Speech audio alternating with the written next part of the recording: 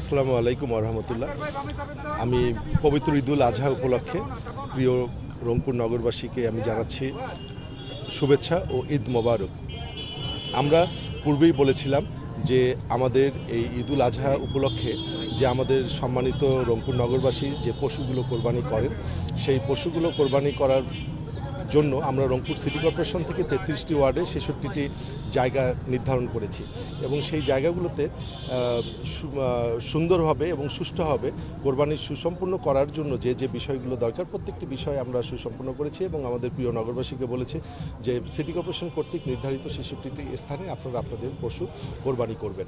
যদি কোনো নাগরিক নিজের বাসার আঙিনায় যদি পশু কোরবানি করতে চান, তাহলে সেই পশুটি কোরবানির পরে পশু যে বর্জ্যগুলো আছে সেগুলো ন্যূনতম 3 ফুট গভীর করে মাটিতে পুঁতে ফেলবেন, পর্যাপ্ত পানি ঢেলে রক্তগুলো পরিষ্কার করবেন এবং ব্লিচিং পাউডার ছিটিয়ে দিবেন। যদি কোনো আমাদের সম্মানিত নাগরিকের বাড়ির উঠোনে এই কার্যক্রমগুলো সুসম্পূর্ণ করার মতন পর্যাপ্ত জায়গা না থাকে, তাহলে সেই পশু কোরবানির পরে যে বর্জ্যগুলো আছে সেগুলো আমাদের সিটি কর্পোরেশন কর্তৃক নির্ধারিত ডাস্টবিনে যেন ফেলে।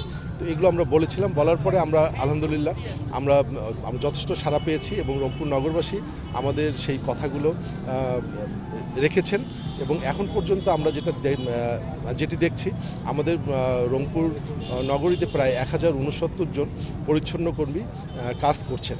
আমরা যে 8 ঘন্টার মধ্যে যে রংপুর শহর থেকে সকল কোরবানির পশুর যে বর্জ্যগুলো অপসারণের জন্য যে আমরা বলেছিলাম, আমরা এখনও প্রত্যাশা করছি যে 8 ঘন্টার মধ্যেই আমাদের সেই কোরবানির পশুর রক্ত বা যে বর্জ্যগুলো আছে সেগুলো আমাদের পরিচ্ছন্নতা কর্মীদের সহযোগিতায় এবং আমাদের প্রিয় নগরবাসীর সহযোগিতায় আমরা এই কাজটি সুষ্ঠুভাবে সুসম্পূর্ণ করতে সমর্থ হব এবং 8 ঘন্টা পরেই আমরা আবারও পূর্বের ন্যায় আমাদের এই প্রিয় রংপুর নগরীকে একটি পরিচ্ছন্ন সুন্দর নগরীতে পরিণত করতে পারবো বলে আমরা বিশ্বাস করি। জানেন যে আসলে বর্তমান যে ওয়েদার সেটা আসলে স্টেবল নয়, যখন তখন চেঞ্জ হয়ে যাচ্ছে। যদি বৃষ্টি হয় সেক্ষেত্রে এই সময় বাড়বে কিনা এবং এই পরিচ্ছন্নতার কাজে বিঘ্ন ঘটবে কিনা বিকল্প ব্যবস্থা। আসলে প্রকৃতির উপরে তো আমাদের কারো কোনো হাত নেই।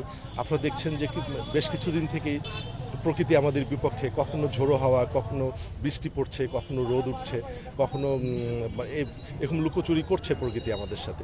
তো আমরা এই যদি প্রকৃতি যদি আমাদের পক্ষেও থাকে, অনুকূলেও থাকে, আর যদি অনুকূলে নাও থাকে, তারপরেও আমরা আমাদের যে পরিচ্ছন্ন কর্মীগুলো আছে আমাদের পরিচ্ছন্ন কর্মীদের আমরা কিছু রেইনকোট দিয়েছি, যেন যদি বৃষ্টি হয় সেই বৃষ্টিতেও যেন তারা তাদের কাজটি স্বাচ্ছন্দ্যে করতে পারে, সেই ব্যবস্থাও আমরা রেখেছি।